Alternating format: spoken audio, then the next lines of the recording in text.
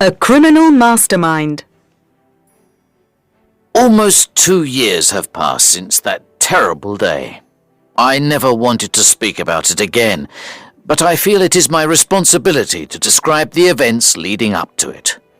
A certain Colonel Moriarty, a brother of Professor James Moriarty, is responsible for rumours and lies about the character of my dear friend Sherlock Holmes that I will not repeat here. I am the only one who knows what happened between Sherlock Holmes and Professor Moriarty, and it is time that the world knew the truth.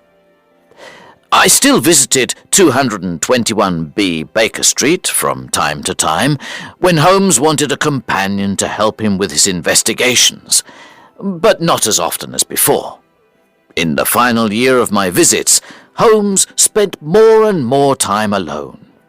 The mystery he was trying to solve occupied a lot of his time, but he wouldn't speak about it, not even to me. One day, in early spring, I received a letter from France. Dear Watson, I am working in France for the French government on an important matter that will take me many months to solve. The weather is good, but the food is not so good. I hope all is well with the surgery. I will write again soon. Sherlock Holmes. From the letter, it seemed clear that I would not see him for some time, so you can imagine my surprise when only a month later he appeared at the window of my surgery. He looked pale and very worried. He entered at a door around the side.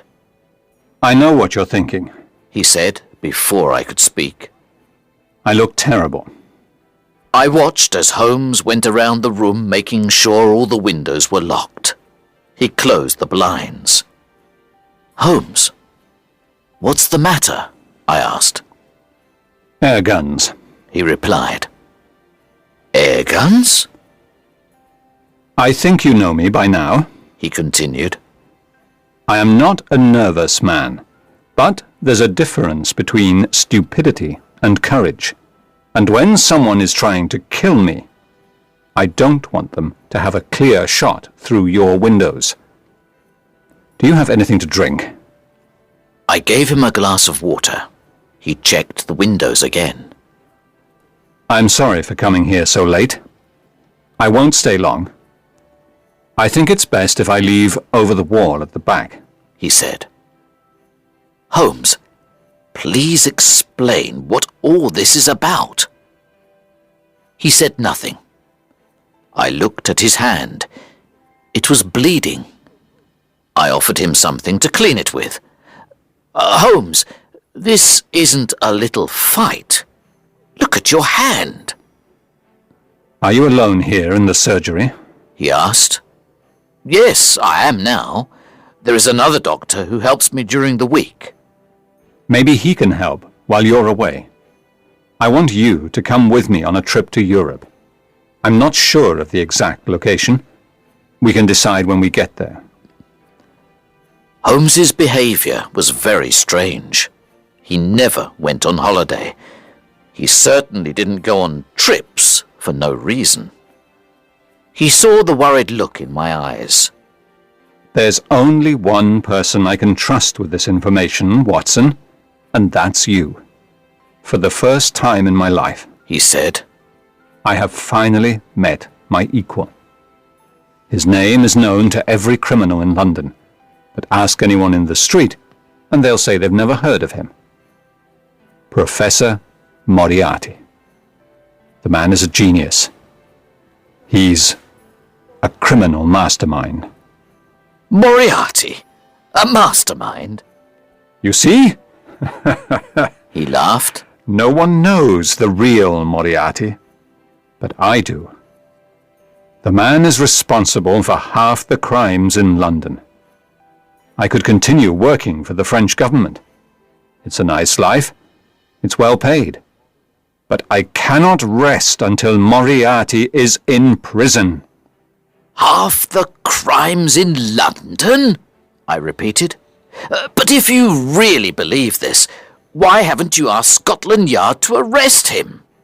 Do you have the evidence? Crimes happen all the time.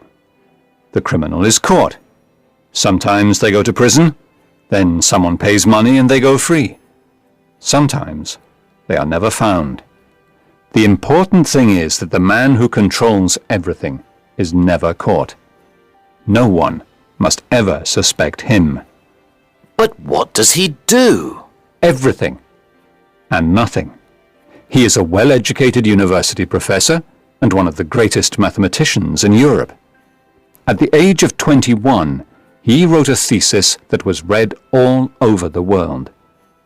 He was offered a job at a university. He worked very hard, but not towards anything good.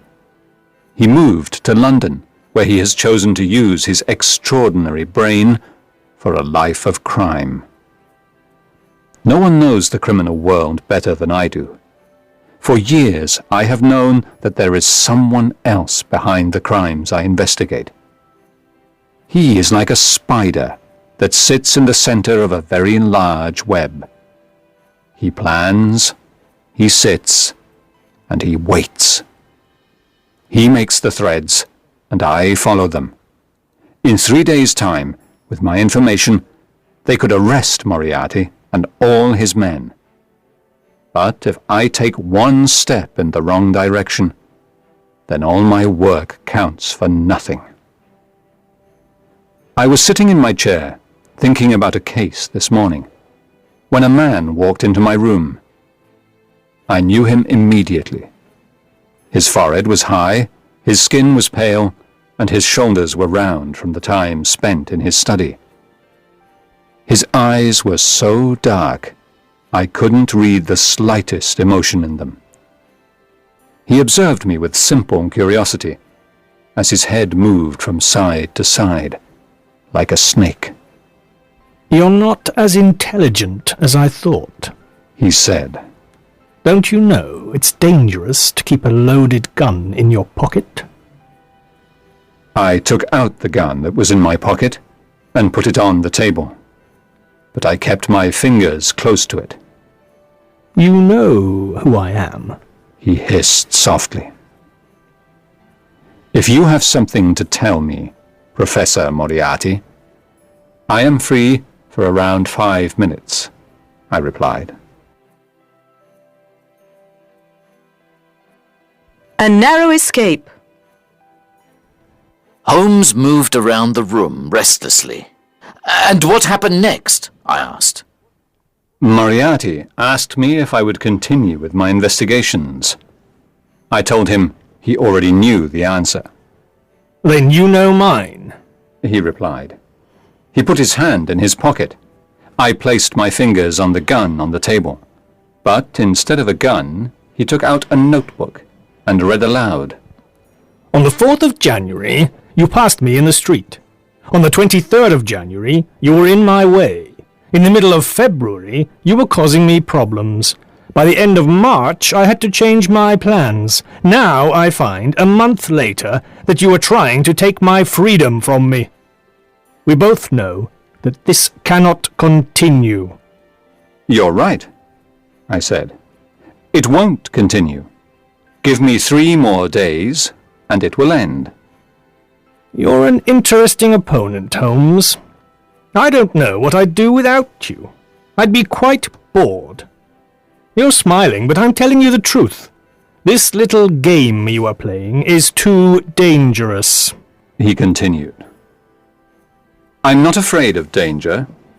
It's part of my profession," I replied. "This is not danger," he cried. "This is madness. There is a whole organization behind me. Do you think you alone can stop it? There is only one end to this, Holmes. We both know what it is." "I enjoy your company," I replied, "but I have an important matter to investigate." "I know every move you make. If you try to destroy me, I will do the same to you," he said. "You are too kind if you think I am capable of destroying you, but I will happily accept my own destruction if I can free the world of you, Moriarty." "Such a pity.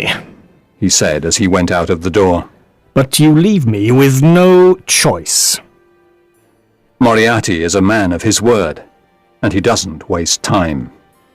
On the way here, I almost lost my life 3 times.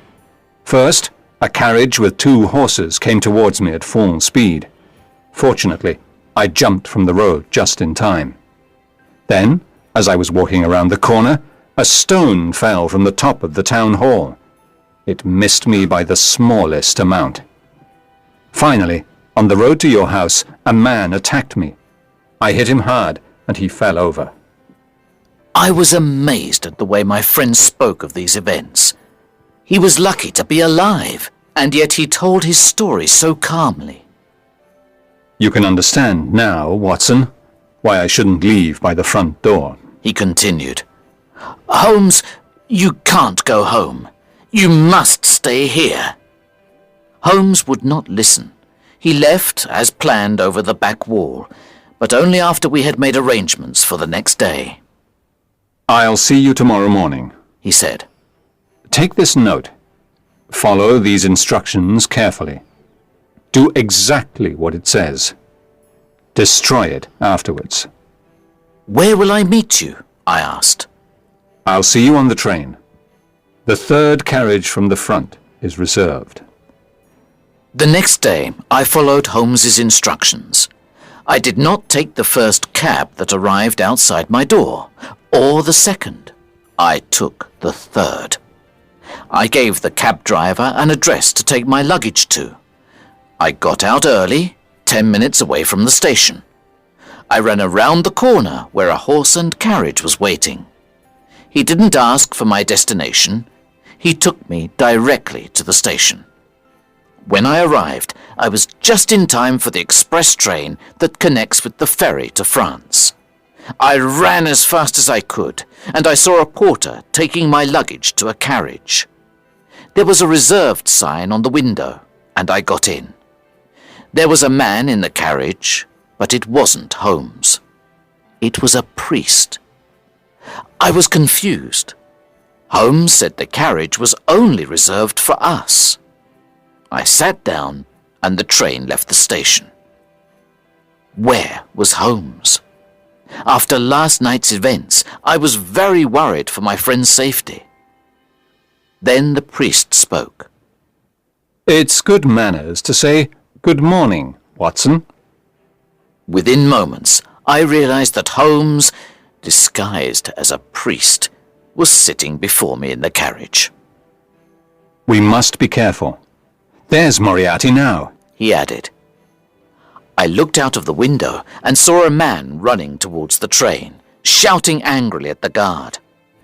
I could see his large forehead and small dark eyes in the distance. Holmes smiled, sat down, and took out a newspaper. Holmes, this can't continue. Tell the police they have to arrest Moriarty. They can hold him until you have all the evidence they need.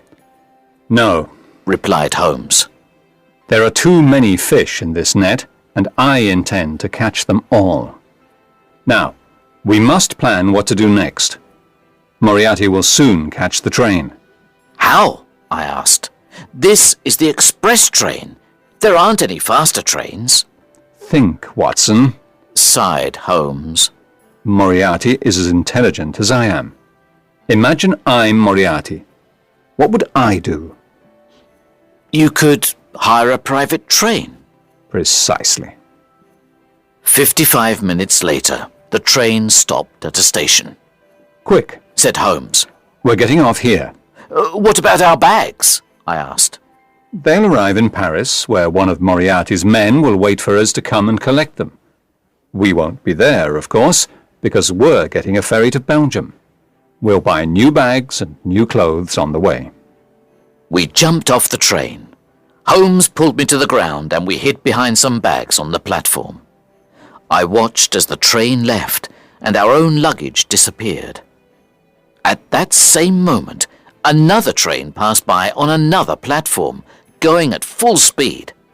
A man looked out of the window. We saw the face of Professor Moriarty. We guessed his plan, said Holmes. We're lucky. He didn't guess mine. The Reichenbach Falls. On the third day of our travels in Europe, Holmes sent a telegram to the police. Later that evening, he received a reply. I knew it! He cried. Have they caught Moriarty? I asked. He shook his head. He has escaped. You should return to England, Watson. Moriarty will try to find me. No, I said. I'm going to come with you. We discussed the matter for over an hour until Holmes became bored and agreed that I could stay. Holmes decided it was best for us to walk from France into Switzerland with the help of a local guide. One day, after days of walking, we sat down on a pretty area of grass to eat. I looked up and saw a huge rock falling from the top of the mountain towards us. I jumped out of the way and pushed Holmes to one side. I was surprised the guide didn't try to help. He told us coldly that rocks often fell from the mountain. It was wise to be careful. Who's there? I cried. I ran up the hill, but there was no sign of anyone. Holmes decided to change our plans. We took a different route into Switzerland, and we left our guide. Finally, we crossed over the Alps. We arrived at a small village where we rested at the guest house. The owner spoke good English. He knew London well from his time there in one of the city's finest hotels. He told us about the sights in the area. You really must go and see the Reichenbach Falls, he said. They are a beautiful sight at this time of year. You should stay another night. We said we had no plans to stay longer, and that we would continue to the next village of Rosenlaui. But Holmes agreed that we should see the falls first, as we weren't far away. After more than an hour along a steep, narrow path, we heard the falls. The water from the melted snow from the mountains fell into the depths below with a sound like thunder. The path ended at the waterfall. The only way back was along the same path we came. Smoke seemed to rise from the black rock at the bottom, like a cauldron. I shouted to Holmes, who was at the end of the path. I heard the echo of my voice from the bottom of the falls. We rested on a rock near the falls to admire the view. Soon after, a young Swiss boy came running towards us with a note in his hand. Herr Doctor! He shouted to me. He handed me the note. It was written in English. A young English woman is very ill. We think she is dying, but she doesn't speak any German. We need an English doctor to come quickly before it's too late. Holmes agreed he would continue to Rosenlaui with the Swiss boy as a guide. I would find another guide and see him later. I went back down the hill as quickly as I could to see the poor woman.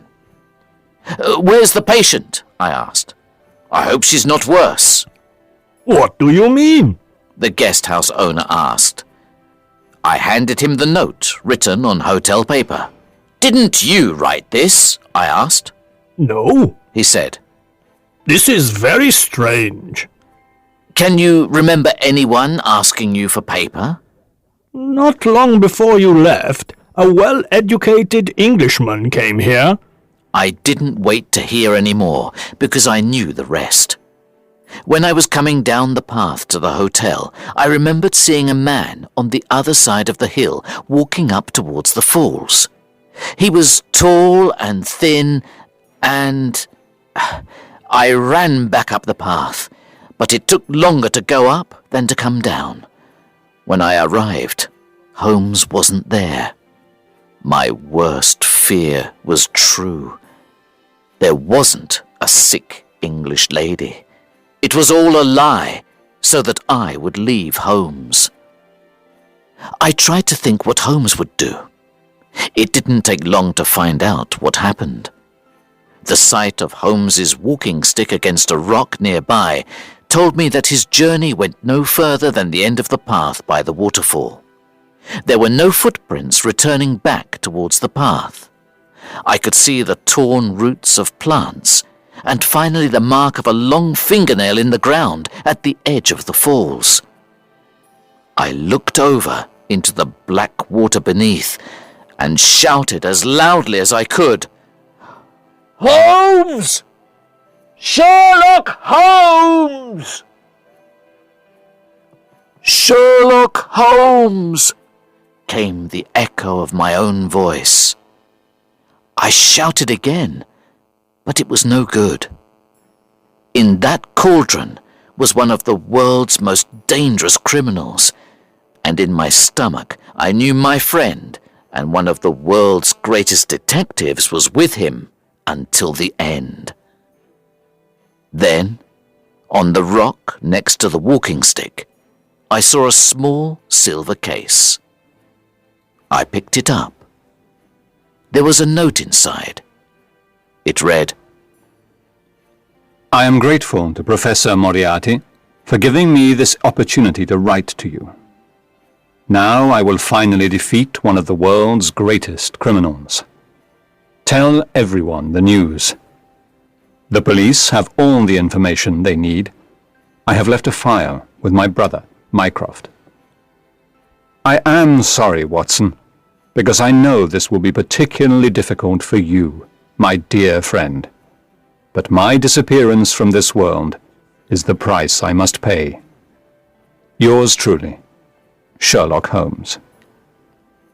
Then I understood the guide was paid by Moriarty, and Holmes was left alone for the final battle with Moriarty, which ended, so the local police say, with both men falling to their deaths in the falls. The information Holmes left with the police was enough to send most of Moriarty's men to jail, but little was ever said of their leader, which is why I feel it is my duty to speak of it now. I cannot replace the emptiness that has been left in my life, but maybe Holmes was right. His disappearance was the price only a brilliant detective could pay.